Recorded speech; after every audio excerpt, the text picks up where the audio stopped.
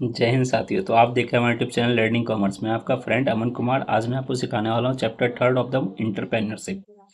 तो ये आ गया इंटरप्रेन्योरशिप का चैप्टर नंबर थर्ड, ठीक है, जिसका नाम क्या है, मार्केट असेसमेंट। ठीक है, तो मार्केट असेसमेंट क्या होता है? तो मार्केट असेसमेंट का मतलब होता है कॉम्प्रिहेंसिव एनालिसिस करना, किसका, मार्केट का।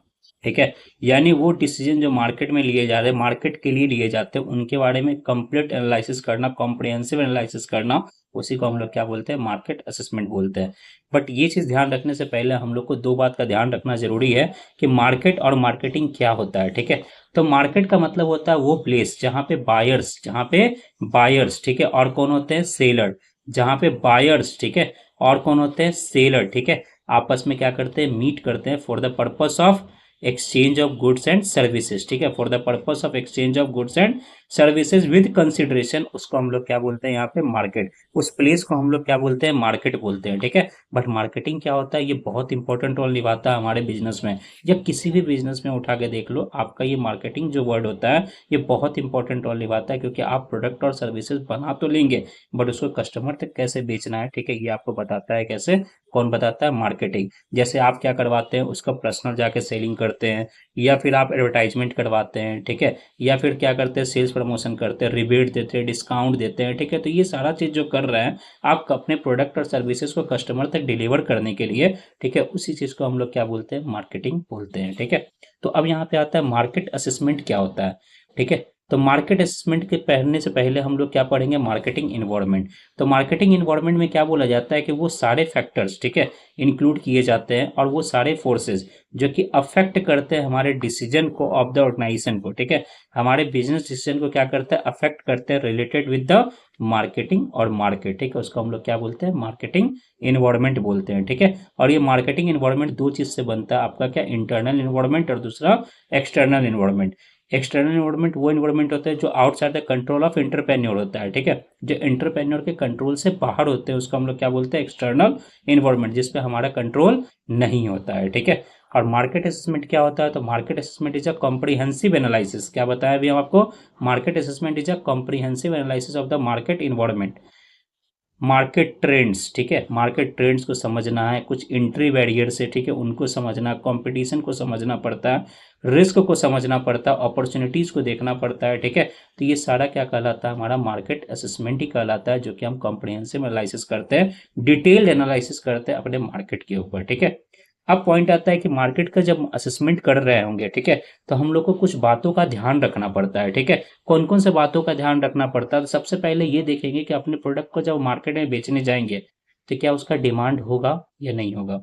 ठीक है, उसका डिमांड होगा या नहीं होगा, वो चीज़ देखना होता है। और कौन कौन सा डिमांड, मतलब कौन सा डिमांड फैक्टर होगा जो कि हमारे मार्केट, हमारे प्रोडक्ट को क्या करने वाला, अफेक्ट करेगा, या हमारे डिमांड को अफेक्ट करेगा। सबसे पहला होता है साइज ऑफ मार्केट। ठीक है, मार्केट का साइज क्या है, ठीक है, छोटा मार्केट है, बड़ा मार्केट है, बहुत बड़ा मार्केट है। ठीक है, यानी नॉर्मल मार्केट है आपका, ठीक है, या उससे बड़ा मार्केट, या बहुत बड़ा मार्केट है, ठीक है, सुपर मार्केट हो गया।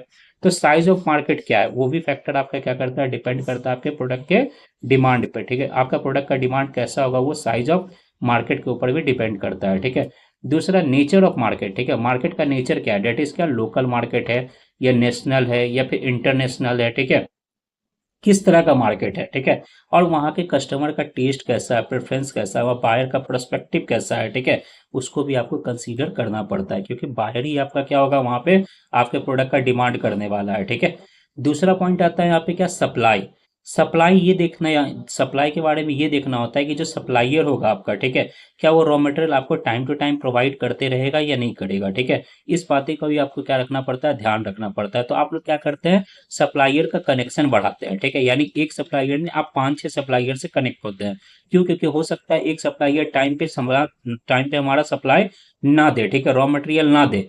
तो उस केस में क्या होगा, हम दूसरे सप्लायर से कांटेक्ट करके अपना रॉ मटेरियल मंगवा सकते हैं। ठीक है, तो आपके पास रॉ मटेरियल इजीली अवेलेबल हो जाए, इसलिए आपको क्या करना पड़ता है, मार्केट असेसमेंट करना पड़ता है। ठीक है, तीसरा पॉइंट आता है कंपटीशन। ठीक है, कंपटीशन क्या होता है? तो बोलता है ये बहुत इंपॉर्टेंट फैक्टर होता है आपके बिजनेस के लिए। ठीक है, तो बोलता है कि जब भी आप यहाँ पे मार्केट असेसमेंट कर रहे हो, ठीक है, तो आप कंपटीशन का बहुत ज़्यादा ध्यान रखिए। ठीक है, कंपटीशन का बहुत ज़्यादा ध्यान रखिए कि भाई आपका कंपटीटर जो प्रोडक्ट बेच रहा है, ठीक है, क्या उसका प्रोडक्ट बिक रहा है या नहीं बिक रहा है। ठीक है, ये भी देखिए। दूसरा, वो कितने में बेच रहा है, ये भी देखिए। ठीक है, फिर वो प्रोडक्ट जो बेच रहा है, ठीक है, क्या उससे बेहतर मेरा प्रोडक्ट है, ठीक है, तो जो उसके लिए क्या होगा, वीकनेस, जो उसका क्या होगा, वीकनेस होगा, ठीक है, ये वो जो गलती कर रहा होगा, ठीक है, वो आपके लिए क्या बन सकता है, अपॉर्चुनिटीज बन सकता है, ठीक है। इसके बाद आता है पॉइंट कोस्ट, ठीक है, इसके बाद क्या आता है, कोस्ट, कि जो आप प्रोडक्ट बना रहे हैं, ठीक है, वो प्रोडक्ट का कोस्ट क्या होगा, ठीक है, वो डिटरमाइंड करिए, ठीक है, वो कोस्ट आप क्या करना पड़ेगा, डिटरमाइंड करना पड़ेगा, क्योंकि कोस्ट और प्राइस जो ऐसा चीज होता है जो कि आपके demand, supply as well as competitive product को भी क्या कर सकता है, अफेक्ट कर सकता है, ठीक है। यानी आपका कॉम्पिटिटर जो होगा, अगर प्रोडक्ट मान लीजिए कि वो सस्ते में अगर प्रोडक्ट बेच रहा है, तो आपका जो कस्टमर है वो आपसे प्रोडक्ट नहीं खरीद के आपके कॉम्पिटिटर से प्रोडक्ट खरीद लेगा, ठीक है। और एक एंटरप्रेन्योर ना हमेशा क्या सोचता है, इनोवेशन, ठीक है, यानी कुछ समथिंग न्यू देने का, ठीक है, क्या देने का, समथिंग न्यू। इसका मतलब क्या होता है कि भाई कुछ अलग करने का, ठीक है, मार्केट से कुछ हटके करेंगे तो मेरा प्रोडक्ट सबसे ज़्यादा बिकेगा, ठीक है, क्योंकि जो प्रोडक्ट मार्केट में चल रहा है, ठीक है, उसका तो डिमांड ऐसे भी क्या होगा, लो होगा या फिर कुछ इस तरह का होगा, ठीक है, लेकिन आप क्या एक्स्ट्रा दे रहे हैं, ठीक है, तो अगर आप एक्स्ट्रा देते हैं तो आपका प्रोडक्ट सबसे ज़्यादा मार्केट में बिकने वाला है, ठीक है। तो इस तरह से क्या होता है, मार्केट असेसमेंट किया जाता है और इन सारी बातों का हम लोग को ध्यान रखना पड़ता है, ठीक है। नेक्स्ट पॉइंट आता है क्या हमारा, factor affecting of market assessment, ठीक है, factor affecting of market assessment क्या होता है, तो बोलता है वैसा फैक्टर है जो कि आपको मार्केट असेसमेंट करने वक्त क्या कर सकता है, अफेक्ट करता है, ठीक है, जिसमें सबसे पहला क्या आता है यहाँ पे, माइक्रो इन्वायरमेंट, ठीक है, तो जितने भी मार्केटिंग मैनेजर होते हैं ना, उनको बोला जाता है, ठीक है, कि आप क्या करिए, प्रॉपर तरीके से माइक्रो इन्वायरमेंट को समझिए, ठीक है। अब ये माइक्रो इन्वायरमेंट में इंक्लूड क्या क्या होता है, तो सप्लायर हो गए आपके, मार्केट इंटरमीडिएटरीज हो गए, ठीक है, कस्टमर हो गया, कॉम्पिटिटर हो गया, वेरियस पब्लिक हो गए, ठीक है। तो ये सब क्या होता है, मार्केटिंग माइक्रो इन्वायरमेंट में क्या होते हैं, यहाँ पे इंक्लूड होते हैं।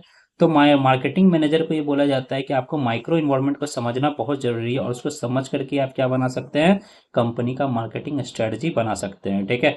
तो ये फैक्टर होता है जो कि आपको अफेक्ट कर सकता है क्या, मार्केट असेसमेंट करने वक्त, ठीक है। दूसरा फैक्टर होता है क्या, सप्लायर, ठीक है। सप्लायर आपको क्या क्या प्रोवाइड करता है, रॉ मटेरियल, ठीक है, तो रॉ मटेरियल टाइम पे प्रोवाइड करे, ठीक है, और best mix of quality provide करे, डिलीवरी करे टाइम पे, ठीक है, रिलायबिलिटी बनाए रखे, यानी उसका प्रोडक्ट सही भेजे, ठीक है, क्रेडिट फैसिलिटी दे, वारंटीज दे, ठीक है। तो यहाँ पे ऑब्वियसली क्या होगा, लो कॉस्ट होगा, ठीक है, और लो कॉस्ट पे दे, ठीक है, तो यहाँ पे क्या होता है, आपका सप्लायर के साथ भी आपका रिलेशन जो होता है अच्छा बना रहता है, ठीक है, और आपका बिजनेस कंटिन्यूसली ग्रो करते रहता है। बट अगर आपका सप्लायर टाइम पे सप्लाई ही ना दे तो फिर आपके बिजनेस पे क्या करता है, बड़ा इम्पैक्ट डाल सकता है, ठीक है। तो इसलिए इसका क्या होता है, इंपॉर्टेंट रोल होता है, ठीक है, इसका क्या होता है कि इंपॉर्टेंट रोल होता है मार्केट के अंदर में, कि ये बहुत बड़ा रोल निभाता है, ठीक है। तीसरा पॉइंट आता है यहाँ पे क्या, मार्केट इंटरमीडिएटरीज, ठीक है, मार्केट इंटरमीडिएटरीज में कौन कौन आते हैं, जो कि हमारे प्रोडक्ट को, ठीक है, कस्टमर तक डिलीवर करने में, जो कि हमारे प्रोडक्ट को कस्टमर तक डिलीवर करने में क्या करते हैं, हेल्प करते हैं, जो कि क्या होता है, हम लोग मार्केट इंटरमीडिएटरीज को ही यूज करके हम लोग क्या करते हैं, अपने प्रोडक्ट को कस्टमर तक डिलीवर कर पाते हैं। फॉर एग्जांपल प्रमोटिंग करते हैं, सेल एंड डिस्ट्रीब्यूशन करते हैं, किसका, गुड्स एंड सर्विसेज का, ठीक है। तो ये होता है थ्रू किसके द्वारा पॉसिबल है, मार्केट इंटरमीडिएटरीज के द्वारा। मार्केट इंटरमीडिएटरीज में कौन कौन लोग इंक्लूड होते हैं, तो होलसेलर आता है, रिटेलर आता है, एजेंट आता है, जिसके थ्रू हम अपने प्रोडक्ट को कस्टमर तक पहुंचाते हैं। तो ये भी एक फैक्टर होता है जो कि हमारे मार्केट असेसमेंट को क्या करता है, इम्पैक्ट करता है, ठीक है। अगला आता है कॉम्पिटिटर, अगला क्या आता है, कॉम्पिटिटर। कॉम्पिटिटर क्या होता है, जो कि सिमिलर गुड्स एंड सर्विसेज को क्या करता है, मार्केट में सेल करता है, ठीक है। तो नॉर्मली क्या होता है, मोर कंपटीशन होगा यहाँ पे, तो बोलता है कस्टमर भी क्या होते हैं, ज़्यादा कस्टमर के पास हमारा सामान पहुँच पाता है, ठीक है। तो यहाँ कंपटीशन क्या अगर ज़्यादा रहेगा तो हमारे कस्टमर भी क्या होंगे, वहाँ पे ज़्यादा लोग कम बन पाएंगे कस्टमर, यानी हमारा प्रॉफिट मार्जिन कम हो जाता है, ठीक है। तो यहाँ बोलता है कि द मोस्ट कॉमन कंपटीशन, ठीक है, which company product now faces, ठीक है, is from a differentiated product of other companies, ठीक है।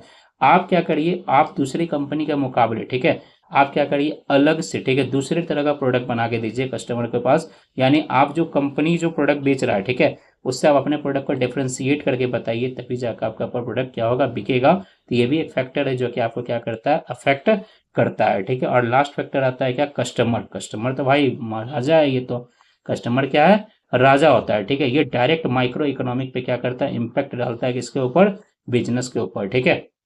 क्योंकि यहाँ बोलता है firm can not be successfully operate for profit, ठीक है, without attracting the target customer, ठीक है। अब एक फर्म जो होता है सक्सेसफुली ऑपरेट नहीं हो सकता है किसके लिए, प्रॉफिट के लिए, क्योंकि वो जब तक ठीक है अपने टारगेट कस्टमर को अट्रैक्ट नहीं करेगा तब तक वो प्रॉफिट कमाने का सोच भी नहीं सकता है। ठीक है, तो ये सारे फैक्टर होते हैं जो कि आपके बिजनेस पे क्या करता है, इम्पैक्ट डालते हैं। ठीक है, अफेक्ट करता है, आपके मार्केट असेसमेंट को क्या करता है, अफेक्ट करते हैं। ठीक है, तो इन सारे फैक्टर का आपको ध्यान रखना पड़ता है। ठीक है, तो आज के लिए बस इतना ही। ठीक है, मिलते हैं नेक्स्ट वीडियो में। नेक्स्ट वीडियो हमारा आएगा डिमांड फोरकास्टिंग को लेकर के। ठीक है, जो कि बहुत ही इंपॉर्टेंट टॉपिक है, एग्जाम में उससे बहुत सारा क्वेश्चन ही बनता है। ठीक है, तो तब तक